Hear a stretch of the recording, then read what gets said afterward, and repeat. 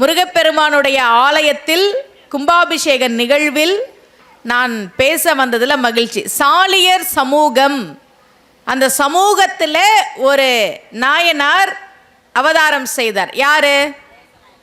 நேச நாயனார். ரொம்ப மகிழ்ச்சி. நேச நாயனார் பிறந்தது சாலியர் சமூகத்தில். அவருடைய குரு பூஜை எப்போன்னு தெரியுமா?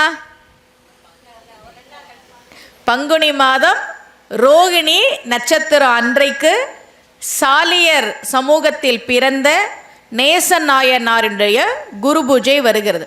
நம்முடைய நாயன்மார்கள் ஒவ்வொருத்தருக்கும் இவங்க இந்த சமூகம் அப்படின்றத தெய்வ சேக்கிழார் நமக்கு குறித்து கொடுத்துட்டு போயிருக்கிறார்.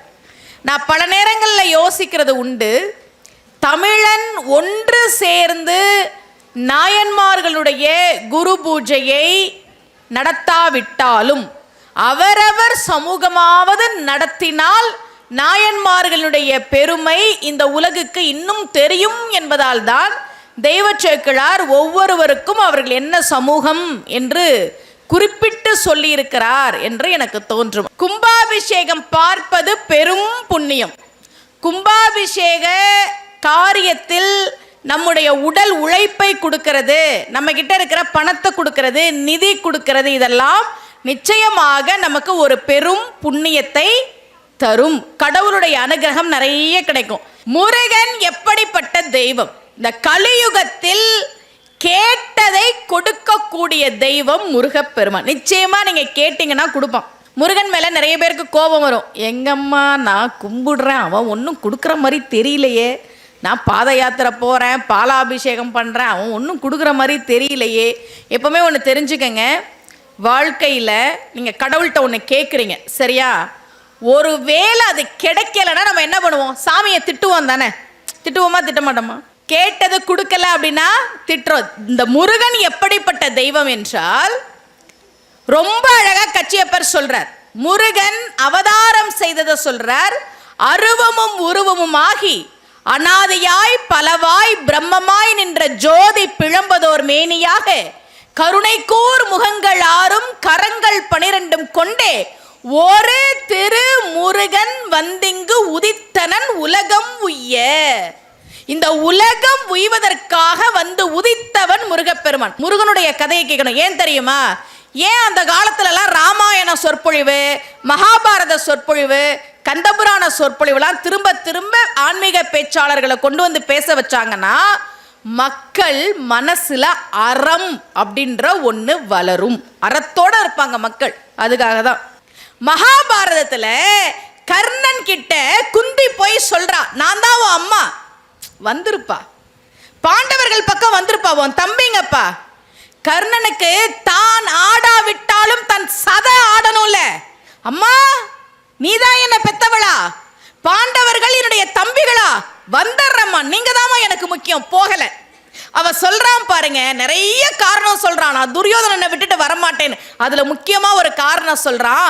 யார் என்று அறியத்தகாத என்னை அரசும் ஆக்கி முடிசூட்டி சீரும் திருவும் தன் பெரும் திறமும் ஊருக்கே தெரிகிற மாதிரி எனக்கு அரசனாக்கி, எனக்கு முடிசூட்டி, எனக்கு பணம் கொடுத்து, சீரும் சிறப்பும் கொடுத்து பார்த்தானேமா துரியோதனன்.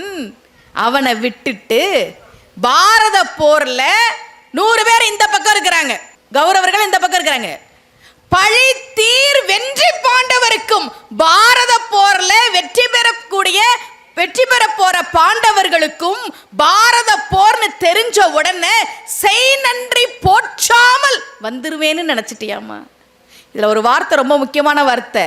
பழி தீர் வெற்றி பாண்டவருக்கும். என்ன சொல்றான்? பாரத போர்ல வெற்றி பெற போற பாண்டவர்கள் பக்கம் நான் வந்துருவனான்னு கேட்கிறான். இந்த கதைகள் எல்லாம் நமக்கு அற உணர்வை போதிப்பதற்காகத்தான் பெரியோர்களால் சொல்லப்பட்டது. ராமாயணம் கேட்டா, மகாபாரதம் கேட்டா பிரம்மஹத்தி தோஷம்லாம் நீங்கும். உங்களுக்கு கஷ்டம் வருகிற போது நீங்கள் தெய்வத்தை இறுக்கி பிடித்தால் நிச்சயமாக தெய்வம் உங்களுக்கு அருள் செய்யும். ஒன்னே ஒண்ணுதான், பக்தியில பொறுமையும் நம்பிக்கையும் அவசியம். பொறுமை ரொம்ப அவசியம். கோவிலில் போய் 2 விளக்கு போட்டுட்டு சீக்கிரம் கல்யாணம் பண்ணி வச்சுடு முருகா, 2 விளக்கு போட்டு எனக்கு வேலையை வாங்கி கொடுத்துரு முருகா. அப்படி இல்லை.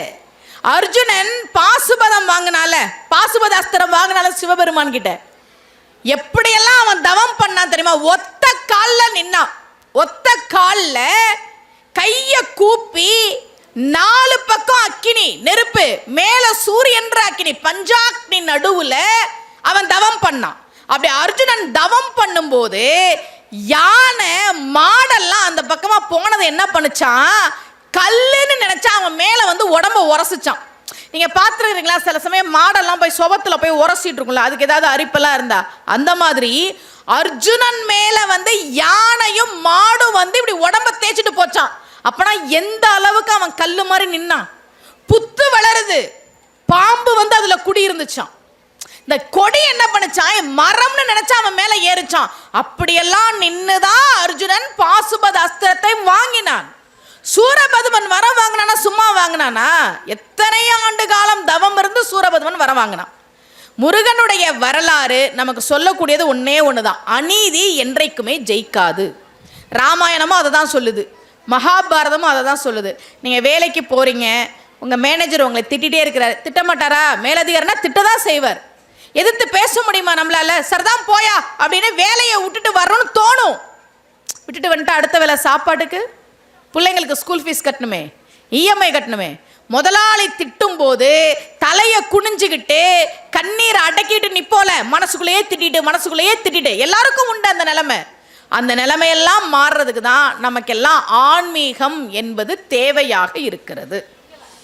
நிறைய தெய்வங்களை எப்படி கும்பிடணும் அப்படின்றத நாம தெரிஞ்சு கும்பிடணும். உங்க ஊருக்கு பக்கத்துல நச்சாடை தவிர்த்தருளிய சுவாமி கோவில் இருக்கு, போயிருக்கிறீங்களா? அந்த கோவிலுக்கு அடிக்கடி போகணும். அந்த கோவிலுக்குலாம் நம்ம ஊருக்கு பக்கத்துல என்ன கோவில் இருக்கோ அந்த கோவிலுக்கு போகணும். நச்சாடை தவிர்த்தருளிய சுவாமி, ரொம்ப அழகான பேர். சோழ மன்னனுக்கும் பாண்டிய மன்னனுக்கும் பகை, போர்ல ஜெயிக்க முடியாம சோழ மன்னன் நச்சு தேய்த்த ஒரு ஆடையை கொண்டு வந்து கொடுத்தான், சேவகன்ட்ட கொடுத்து விட்டான். அதை போட்டுக்கிட்டா இவனுக்கு மரணம் வந்துடும். காப்பாற்றியவர் சிவபெருமான். ஆழகால விஷத்தையே உண்ட சிவபெருமான் ஆடையில் இருந்த நச்சை நீக்கி தன்னுடைய பக்தனை காத்து கொடுத்தார். உங்க ஊருக்கு பக்கத்துல தான் இருக்கு அந்த கோவில், நேரம் கிடைக்கும் போது போய்க்கங்க, சரியா? ரொம்ப மகிழ்ச்சி. தினைமாலை 150ன்றது ஒரு தமிழ் இலக்கியம். அந்த தமிழ் இலக்கியத்துல ரொம்ப அழகா ஒரு பாட்டு சொல்லுது. ஒரு ஆணும் பெண்ணும் நடந்து வராங்க, அவங்க 2 பேரும் கணவன் மனைவி. ஒரு அம்மா பொண்ணை தேடிட்டு வரா. ஏன்னா அந்த காலத்துல உடன்போக்குன்னு ஒண்ணு இருந்துச்சு. விருப்பப்பட்ட ஆணும் பெண்ணும் அவங்க ஓடி போனா அதுக்கு உடன்போக்குன்னு பேரு. அந்த அம்மா பொண்ணு உடன்போக்கு போயிட்டான்னு தெரிஞ்சு அவங்களை தேடிட்டு வரா. வந்த அம்மா எதிர்த்தாப்புல வந்த கணவன் மனைவியை பார்த்து கேட்டா, அப்பா இந்த பக்கமா ஒரு பையனும் பொண்ணும் போனாங்களா? நல்லா கேளுங்க பெரியோர்களே, தமிழ் மண் எப்படிப்பட்ட மண் தெரியுமா? தினைமாலை 150 சொல்ற பாட்டு இந்த பாட்டு. அம்மா பதறி போய் கேட்கிறா, எப்பா இந்த பக்கம் ஒரு ஆணும் பொண்ணும் வந்தாங்களே பாத்தீங்களா, எப்படி இருந்தாங்க? அடையாளம் கேட்கிறா. ஆண் சொல்றான், வெம் சுடர் அண்ணானை யான் கண்டேன், கண்டாளாம் தன் சுடர் அண்ணாளை தான். என்ன தெரியுமா அர்த்தம்?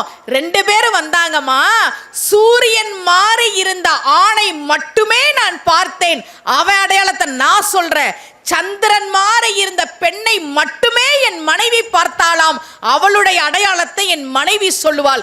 எதிர்த்தாப்புல ஆணும் பெண்ணுமா 2 பேர் வரும்போது நான் பெண்ணை பார்க்கவில்லை என்று ஒரு ஆண் சொல்கிறான், ஒரு ஆணை பார்க்கவில்லை என்று பெண் சொல்கிறாள். இன்னைக்கு அப்படியெல்லாம் இருக்க முடியாது. ஆணும் பெண்ணும் ஒருத்தர் பார்க்கணும், சந்திக்கணும், அதுதான் இன்றைய சூழல். ஆனா எப்படிப்பட்ட சமூகமாக இந்த சமூகம் இருந்ததுன்றதை நீங்க தெரிஞ்சுக்கங்க. உலகத்துக்கு அறம் போதித்தவன் இல்லையா தமிழன்? அறம் போதித்தவன் இல்லையா? கம்பராமாயணத்துல இருந்து ஒரு செய்தி சொல்றேன் பெரியோர்களே, நல்லா கேளுங்க. இந்த தமிழ் மண் எப்படிப்பட்டவன்? நீங்க மற்ற மாநிலத்தை விட்டுருங்க, வட மாநிலத்தை பாத்தியா, கேரளாவை பாத்தியா, கர்நாடகாவை பாத்தியா, அதை விட்டுருங்க. நான் பேசுறது தமிழ் மண்ணு.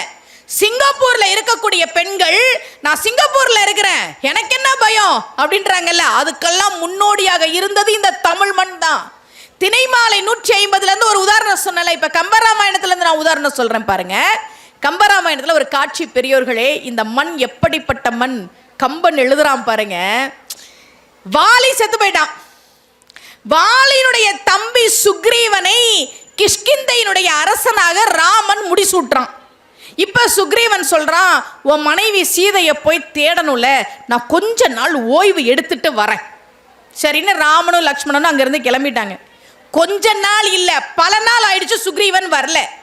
லக்ஷ்மணனுக்கு கோபம், வர்றேனவன் வரல, இப்ப என்ன பண்றேன் பார் அப்படின்னு வேகமா வர்றான். கோபத்துல வரான் லக்ஷ்மணன். சுக்ரீவன் மாட்டினானா கதை முடிஞ்சுது. இத வாலியின் மனைவி தாரை பார்க்கிறா. ஐயோ, லக்ஷ்மணன் இவ்வளவு வேகமா வரானே, சுக்ரீவன் மட்டும் கையில மாட்டினா அவ்வளவுதானே, இவன் என்ன சொன்னாலும் நிக்க மாட்டானே அப்படின்னு யோசிச்ச தாரை டக்குன்னு சொன்னா, என்னப்பா உன் அண்ணன் ராமனை தனியா விட்டுட்டு வந்துட்ட, அண்ணனை தனியா விட்டுட்டு வந்துட்ட அப்படின்னு நின்னுட்டான் லக்ஷ்மணன். ஐயோ, அண்ணனை தனியா விட்டுட்டு வந்துட்டோமே, நின்னுட்டானா? நல்லா கேளுங்க பெரியோர்களே, குரல் மட்டும்தான் வந்துச்சு, யாரு சொன்னான்னு அவனுக்கு தெரியாது. யாரு சொன்னான்னு தெரியல. யாரு சொன்னான்னு திரும்பி பார்க்கறான். தாரை நிக்கிறான். எப்படி நிக்கிறாளாம்? பகல்ல வந்த பௌர்ணமி மாதிரி அழகா நிக்கிறாளாம். ஆர்களோ உரை செய்தார் என்று அருள் வர சீற்றமக்க பார்குலா முழுவன் திங்கள் பகல் வந்த படிவம் போலும் ஏர்குலா முகத்தினால இறைமுகம் எடுத்து நோக்கி தார்குலாம் அலங்கல் மார்பன் தாயரை நினைந்து நைந்தான். திரும்பி பார்க்கிறான் லக்ஷ்மணன். பகல்ல வந்த பௌர்ணமி மாதிரி தாரை அழகா நிக்கிறா. ஆனா விதவை கோலத்துல நிக்கிறா. ஏன்னா வாலிதான் செத்து போயிட்டானே, விதவை கோலத்துல நிக்கிறா. அந்த விதவை கோலத்துல இருக்கிற தாரைய பார்த்த உடனே நம்ம அம்மாவும் இப்படிதானே விதவை கோலத்துல இருப்பாங்க நினைச்சு அழுதானா லக்ஷ்மணன். இதுதான் பாட்டு. இதுல ஒரு தப்பு இருக்கு, தப்பு மாதிரி இருக்கு. என்ன தப்பு தெரியுமா?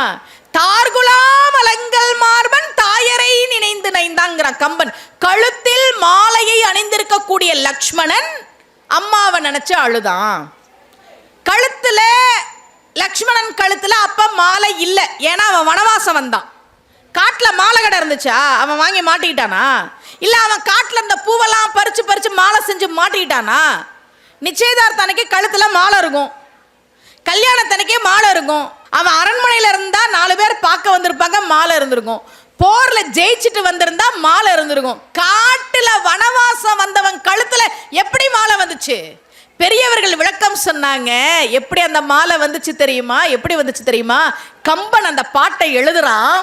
லக்ஷ்மணன் மனைவிய பிரிஞ்சிருக்கான். ஊர்மிளைய அரண்மனையில விட்டுட்டு தான் காட்டுக்கு போனான். காட்டுல மனைவிய விட்டுட்டு தனியா இருக்கிறான். இவ தாரை பகல்ல வந்த பௌர்ணமி மாதிரி அழகா இருக்கக்கூடிய தாரை கணவரை இழந்துட்டு தனியா நிக்கிறா. சரியா? கணவனை இழந்து விட்டு தனியாக இருக்கக்கூடிய அழகான பெண்ணை, மனைவியை பிரிந்து விட்டு தனியாக இருக்கக்கூடிய லக்ஷ்மணன் தப்பா பார்க்காம தாயா பார்த்தானே, அந்த நல்ல மனசுக்கு கம்பனே அவன் கழுத்துல ஒரு மாலையை போட்டு தார்குலாம் அலங்கல் மார்பன் தாயரை நினைந்து நைந்தான். கம்பன் பார்த்தான், டே நீ தனியா இருக்கிறடா, மனைவியை பிரிஞ்சிட்டு இருக்கிறடா, அவ விதவியா நிக்கிற கணவன் இல்ல, உனக்கு தப்பா பார்க்க தோணலையே, தாயா பார்க்கறிய, என் அம்மா இப்படிதானே இருப்பான்னு நினைக்கிறேன், நான் போடுறேன்டா உனக்கு ஒரு மாலை என்று கம்பன் போட்ட மாலை. அந்த மாலை நான் இதை சொல்றேன், நம்மளாம் ஆன்மீகத்தில் இருக்கிறோம்னா குடும்பம் ரொம்ப முக்கியம். கணவன் மனைவி ஒருத்தருக்கு ஒருத்தர் விட்டு கொடுத்து அனுசரிச்சிருக்கணும். மலேசியால பேரா அப்படின்ற ஊர்ல மகாலட்சுமி ஆலயம் கட்டி அங்கே கும்பாபிஷேகம் பண்ணியிருக்கிறாங்க. ஏற்கனவே இருந்த கோவில், அதில் கும்பாபிஷேகத்துக்கு என்னை கூப்பிட்டுருந்தாங்க. வர்ணனையும் பண்ணேன், சொற்பொழிவும் பண்ணேன். நான் என்ன நினச்சேன்னா, மலேசியாவில் என்ன கூட்டம் இருக்க போகுதுன்னா, காலையில் 6 மணிக்கு அவ்வளவு கூட்டம், மலேசிய தமிழர்கள் அத்தனை பேர் வந்து நிற்கிறாங்க கும்பாபிஷேகத்துக்கு. அவங்க கும்பாபிஷேகம் நடந்து முடிகிற வரைக்கும் திரும்ப திரும்ப சொன்ன ஒரு வாக்கியம் என்னன்னா, இன்பமே சூழ்க எல்லோரும் வாழ்க. எனக்கு அது ரொம்ப புதுசா இருந்தது. மலேசிய தமிழர்கள் எல்லாரும் கோவிலுக்கு போகும்போது இது சொல்றேன், இன்பமே சூழ்க. நான் ரொம்ப சந்தோஷமா இருக்கணும், நான் மட்டும் இல்லை எல்லாரும் வாழணும், எல்லோரும் வாழ்க அப்படின்னு. அப்ப நான் நினைச்சேன், எத்தனை தலைமுறையா அங்க இருக்கிறாங்க, 4வது தலைமுறை 5வது தலைமுறை, எத்தனை தலைமுறை வந்துட்டாங்க. ஆனாலும் ஆன்மீகன்ற ஒரு விஷயத்தை மட்டும் விடாம பிள்ளைங்களுக்கு 5 தலைமுறை 4 தலைமுறையா விபூதி வையி, பதிகம் சொல்லு, முருகனை கும்பிடு, காவடி எடு அப்படின்னு அடுத்தடுத்த தலைமுறைக்கு கொண்டு வந்திருக்கிறாங்க. நம்ம நிறைய, நீங்க எல்லா சாமியும் கும்பிடணும். முருகன் அப்படின்னா முருகனுக்கு அம்மா அப்பா மாமனாரே மாமியாரே அண்ணன் எல்லாரையும் கும்பிடணும். கும்பாபிஷேகத்துக்கு பல சிறப்புகள் உண்டு. ஞானசம்பந்த பெருமான் பூம்பாவையை உயிர்ப்பிப்பதற்காக ஒரு பதிகம் பாடினார். மட்டிட்ட என்று தொடங்கக்கூடிய ஒரு பதிகம். மயிலாப்பூர் கபாலீஸ்வரர் கோயிலில் சிவனேசன் செட்டியார் பூம்பாவையை வைத்திருந்தார். ஏன் நம்முடைய தெய்வ சேக்கிழார் ஒவ்வொருத்தரையும் அவங்க என்ன சமூகம் அப்படின்றத குறிப்பிட்டு பாடினார் அப்படின்றத நான் உங்ககிட்ட சொன்னேன். இந்த தமிழ் சமூகம் எப்படிப்பட்ட சமூகம், எப்படிப்பட்ட அறிவார்ந்த சமூகம் தெரியுமா? அப்பர் சுவாமிகள் வேளாளர் சமூகம். அப்பர் சுவாமிகள், அப்பூதி அடிகள் அந்தனர்.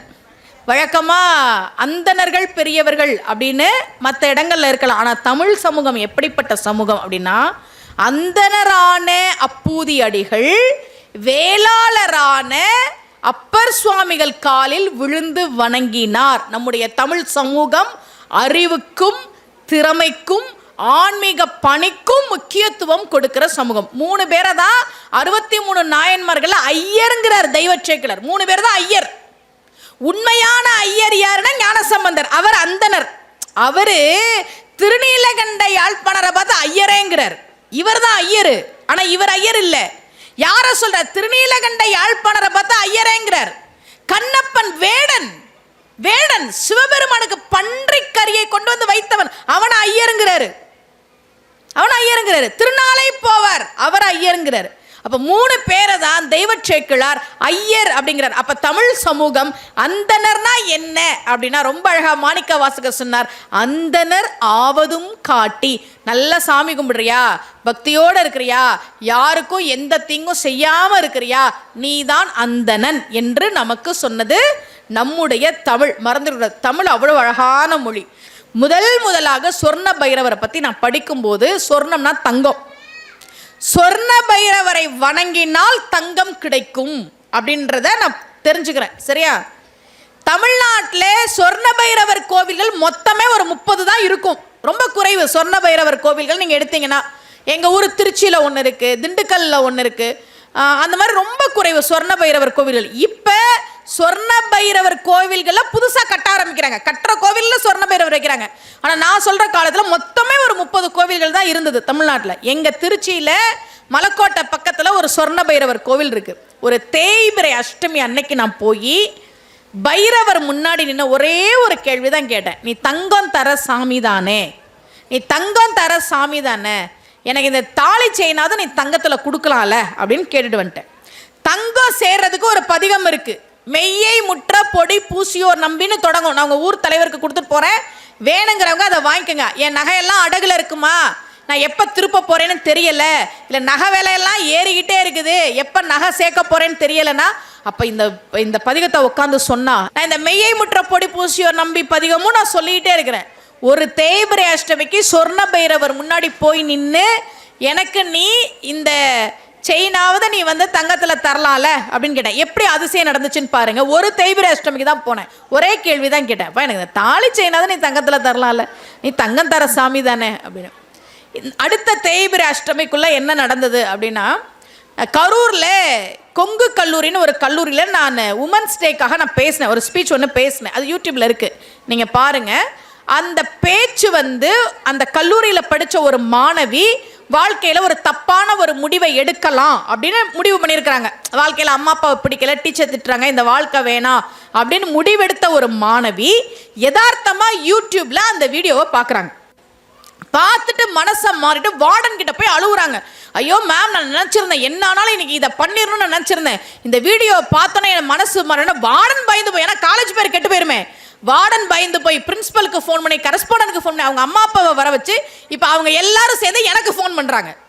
அம்மா, இந்த பொண்ணு அம்மா அப்பாவுக்கு நம்ம மேலே அக்கறை இல்லை, படிப்பு வரல, டீச்சர்ஸ் திட்டுறாங்க, நம்ம இனிமே இருக்க வேற நினச்சாங்களாம்.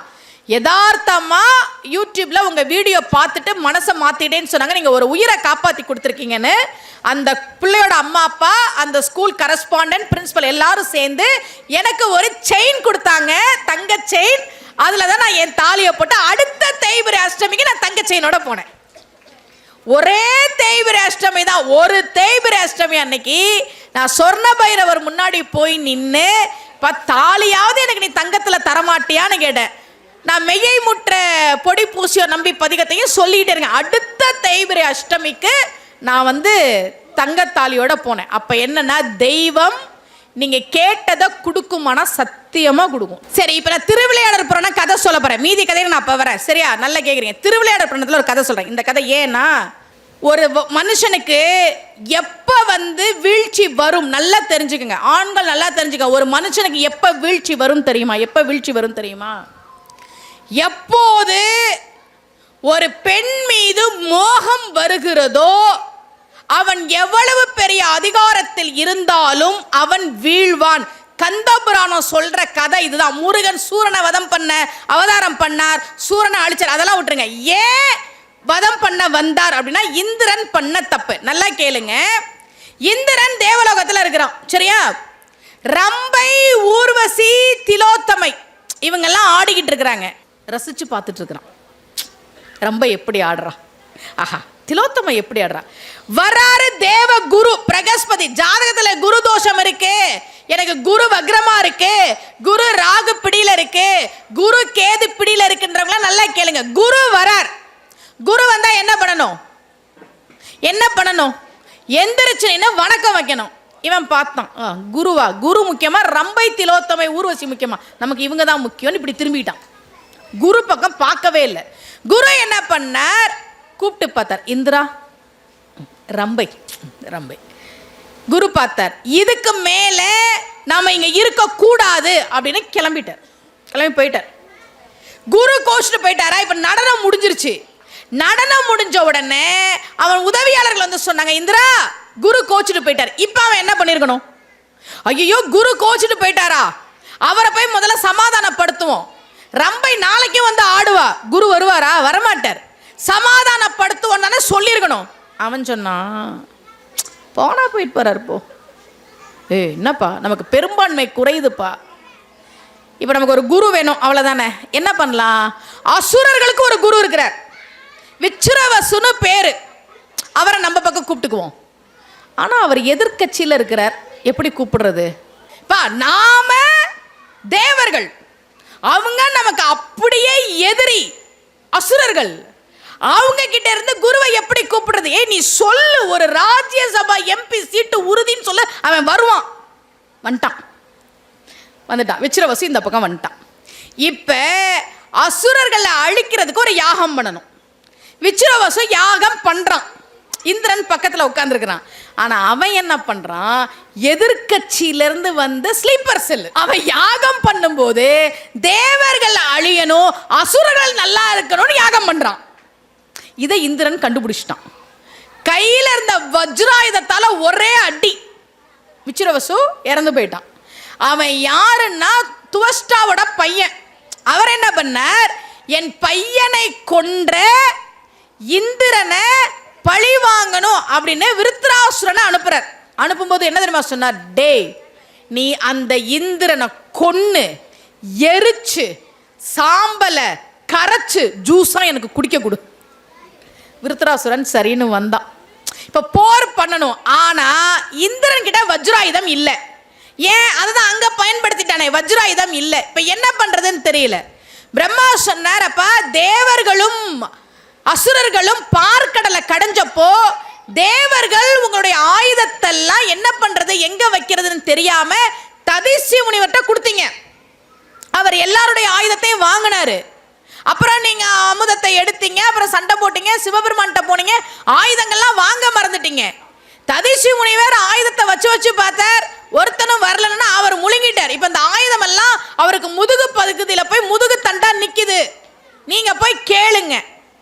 இப்ப இந்திரன் கேட்கிறான், ஐயா, விருத்ராசுரனை நான் ஜெயிக்கணும், எனக்கு வஜ்ராயுதம் வேணும். ஆயுதங்கள் எல்லாம் உங்க முதுகு தண்டுல தான் இருக்கு. அவர் நல்லவர். அவர் சொன்னார், என் உயிரை கொடுத்து இந்த ஆயுதத்தை நான் தருகிறேன் அப்படின்னு அவர் உயிரை விட்டார். அந்த முதுகு தண்டுல இருந்த அந்த ஆயுதத்தை வஜ்ராயுதமா எடுத்தான். அம்மா, வஜ்ராயுதம் வஜ்ராயுதம்னு சொல்றீங்களே, ததுஷி முனிவர் முதுகு தண்டு வடத்துல இருந்துச்சுன்னு சொல்றீங்களே, அது எப்படி இருக்கும் அப்படின்னா, பரம்வீர் சக்ரா விருது கொடுக்குறாங்களா நம்ம இந்திய அளவுல, அதுல நீங்க பாத்தீங்கன்னா அந்த ஆயுதத்தை நீங்க பார்க்கலாம். நாளைக்கு போய் கூகுள்ல போய் பரம்வீர் சக்ரா அப்படின்னு நீங்க சர்ச் பண்ணீங்கன்னா அந்த போட்டோ வரும். அதுதான் அந்த ததிசி முனிவருடைய முதுகு தண்டு வடத்தில் இருந்து இந்திரன் எடுத்த அந்த ஆயுதத்தினுடைய அமைப்பு. கடல்ல போய் ஒளிஞ்சவனை எப்படி கண்டுபிடிக்கிறது? அதுக்கு சொன்னாங்க, நீ அகத்தியரை கூப்பிடுப்பா. அவர் தான் கடலையே குடிப்பர், கடலையே கமண்டலத்தில் அடக்குவர். நீ போய் அகத்தியரை கூப்பிடு. அகத்தியர் வந்தார், கடலை வற்ற வைத்தார், விருத்தராசுரனை இந்திரன் கொன்னான். இப்போ எத்தனை நடந்திருக்குன்னு பாருங்க. முதல்ல குருவை அவமதித்த தோஷம், சரியா? ரெண்டாவது விச்சிரவசு குருவாக வந்தவரை கொன்ற தோஷம். இப்ப விருத்தராசுரனை கொன்ற தோஷம். இதெல்லாம் சேர்ந்துச்சா? இது போக ததிசி முனிவருடைய உயிரை வாங்கிய தோஷம். எத்தனை தோஷம்? இவ்வளவு எங்க வந்துச்சு? எங்க வந்துச்சு? குருவை மதிக்காததுல வந்துச்சு. குருவை மதிக்கல, விச்சிரவசுவை கொன்னாச்சு, விருத்தராசுரனை கொன்னாச்சு, ததிசி முனிவரோட உயிரை பறிச்சாச்சு. இப்ப எனக்கு பிரம்மகத்தி தோஷம் பிடிச்சிருச்சே அப்படின்னு ஒரு தாமரை தண்டுக்குள்ள போய் ஒளிஞ்சுக்கிட்டான். இப்ப இந்திரன் இல்ல. நல்லா தெரிஞ்சுக்கங்க, இந்திரன்றது ஒரு பதவி. முதலமைச்சர் அப்படின்னு சொல்றோம்ல, அது மாதிரி தான் அது ஒரு பதவி. இந்த முதலமைச்சர் போனா இன்னொரு முதலமைச்சர் வருவார், இந்த பிரதமர் போனா இன்னொரு பிரதமர் வருவார். அது மாதிரி இந்த இந்திரன் போனா இன்னொரு இந்திரன் வருவான். யாரு வரது? இப்ப இந்த இந்திரன் தாமரை தண்டுக்குள்ள போய் ஒளிஞ்சுக்கிட்டான். யாரு வரது அப்படிங்கும் போதுதான் நகுஷன் வரான்.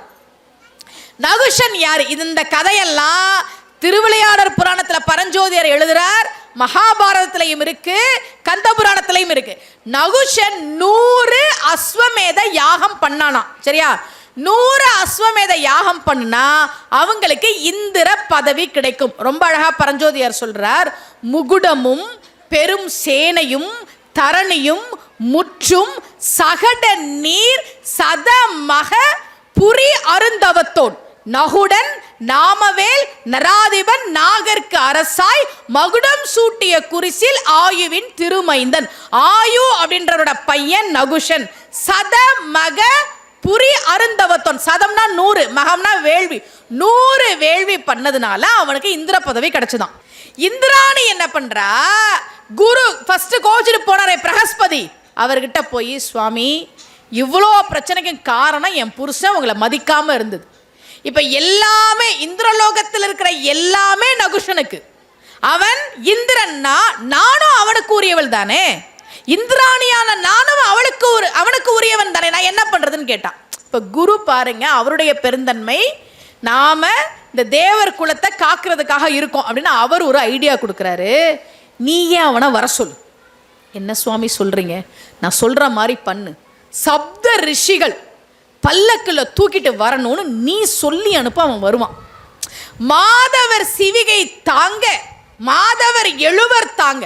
சப்த ரிஷிகள் மாதவர் எழுவர் தாங்க, மாமணி சிவிகை மீது வானோர் புரிந்தரனும் நின் காதலன் ஆகும் என்றான். இனிமே நீங்க தான் என்னுடைய காதல் அப்படின்னு கை தொழுதற்கு நேர்ந்தோம். மேதகு சிறப்பினால் இங்கு வருக என்று விடுத்தாள் தூது. இந்திராணி தூது அனுப்புறா, இனிமே நானும் உங்களுக்கு தானே சொந்தம், இங்க வாங்க. நகுஷனுக்கு ஒரே சந்தோஷம். இந்திர பதவி மட்டுமல்ல, இந்திராணியும் நமக்கு தான். பல்லக்கில் ஏறி உக்காந்தான். சப்த ரிஷிகள் சுமக்கிறாங்க. இந்த பக்கம் 3 பேர், இந்த பக்கம் 3 பேர். நடுவுல அகத்தியர், அவர் குள்ளம் இல்லையா, அவர் பல்லக்க இப்படி பிடிச்சிட்டு இருக்கிறார். இவன் நகுஷன், நல்லா கேளுங்க பெரியோர்களே, பல்லக்கில் ஏறி உக்காந்துட்டு சப்த ரிஷிகளை பார்த்து சொல்றான், நீங்க சுமக்க நான் உட்காந்துருக்கிறேனே, மெதுவா மெதுவா உங்களுக்கு வலிக்கும், மெதுவா மெதுவாங்கிறான். பரவாயில்ல இருக்கட்டும்ன்றாங்க ரிஷிகள். மெதுவா போங்க, மெதுவா போங்க, உங்களுக்கு வலிக்கும். இப்ப பல்லக்கில் வந்துகிட்டு இருந்தவன் தூரத்துல மாடியில இருந்த இந்திராணிய பார்த்துட்டான். இவளா எனக்கு, டேய் வேகமா போங்கடா, அது வரைக்கும் உங்களுக்கு வலிக்கும், மெதுவா போங்க மெதுவா போங்கன்னு சொன்னவன் ஒரு பெண்ணை பார்த்து மயங்கியுடன், டேய் வேகமா போங்கடா, என்னடா மெதுவா போறீங்க, இன்னும் வேகமா இன்னும் வேகமா. ஆனா பல்லக்கு ஓரளவுக்கு தான் வேகமா போக முடியும். இவன் குனிஞ்சு பார்க்குறான், மற்ற 6 பேர் கூட நல்லா சுமக்குறாங்க. நடுவில் இருக்கிற அகத்தியர் பல்லக்க பிடிச்சிட்டு தொங்கிட்டு வர மாதிரி இருக்கு. யோ, உன்னாலதான் எனக்கு லேட் ஆகுதா? இந்திராணி எனக்காக காத்துக்கிட்டு இருக்கா, வேகமா போ. சர்ப சர்ப சர்பனா, சர்பம்னா வேகமா போ வேகமா போ. அகத்தியர் என்ன பண்ணார்? என்னை ரிஷி என்றும் பாராமல் சர்ப சர்ப என்று சொன்ன நீ சர்பமாக போக கடவது. நகுஷன் பாம்பா மாறிட்டான். ஒரு பெண்ணை பார்த்து அந்த மோகத்தால இழந்தான். ஏன் ஆன்மீகத்துல ஒழுக்கத்தை வச்சாங்க தெரியுமா? ஏன் வச்சாங்க தெரியுமா? நீ எவ்வளவு பெரிய ஆளா இருந்தாலும் பெண் மோகம் உன்னை கீழே தள்ளிவிடும் என்பதால் தான் இந்த மாதிரி கதையெல்லாம் நமக்கு வச்சாங்க. முருகன் சூரபதுமன் கூட போர் செய்யறானா? அப்போ இந்திரன் மயிலா மாறி வரான். சூரபதுமனை வதம் செஞ்ச பிறகுதான் அவன் மயிலா வந்தான். முருகனுக்கு மொத்தம் 3 மயில் உண்டு. ஒன்னு இந்திர மயில், இந்திர மயில்னா இந்திரனே மயிலா வந்தான். இன்னொன்னு மந்திர மயில், மந்திர மயில்னா ஓம் என்கிற பிரணவமே முருகனுக்கு மயிலா இருக்கு, அதுக்கு மந்திர மயில். 3வது அசுர மயில், அந்த அசுர மயில் தான் சூரபதுமன். சரியா? சூரபதுமன் கூட முருகன் போர் செய்து சேவலாகவும் மயிலாகவும் மாற்றுவதற்கு முன்பாக இந்திரன் மயிலா வந்து நிற்கிறான். இந்திரன் மயிலா வந்து நிற்கும் போது முருகன் அவன் மேல உட்கார்றான். சூரபதுமனும் வந்து கொத்து கொத்து கொத்து கொத்துன்னு கொத்துறான் இந்திரனா இருக்கிற மயில. முருகன் ஒண்ணுமே சொல்லல. ஆனால் அந்த சூரபதுமனைத்தான் முருகன் கொல்லாமல் சேவலாகவும் மயிலாகவும் மாற்றிக்கொண்டான். ஏன் முருகனுக்கு இவ்வளவு சிறப்புனா பெரியோர்களே, ராவணனை வதம் செய்தார். ஆனா நம்ம முருகப்பெருமான் தான் எதிரியை கூட கொல்லாமல் கருணை செய்த தெய்வம். வெற்றிவேல் முருகனுக்கு. நான் கந்தர் அலங்காரத்திலிருந்து ஒரு பாட்டு சொல்றேன். நான் எந்த மேடைக்கு போனாலும் பார்வையாளர்களை சொல்லுவேன். நான் மலேசியாவில் சந்தித்த போது நிறைய பேர் சொன்னது, அம்மா நாங்கள் அந்த பாட்டை படிக்கும் போதே உங்கள் குரல் தான் எங்களுக்கு கேட்கும், நாள் என் செய்யும் அப்படின்றத பாட்டு. நல்லா கேட்டுக்கங்க பெரியோர்களே, நல்ல கூட்டம் இருக்குது. கூட்டம் இருக்கும்போதே நான் சொல்லிடுறேன், முருகனை கும்பிடுறதுக்கான முதல் தகுதி என்ன தெரியுமா?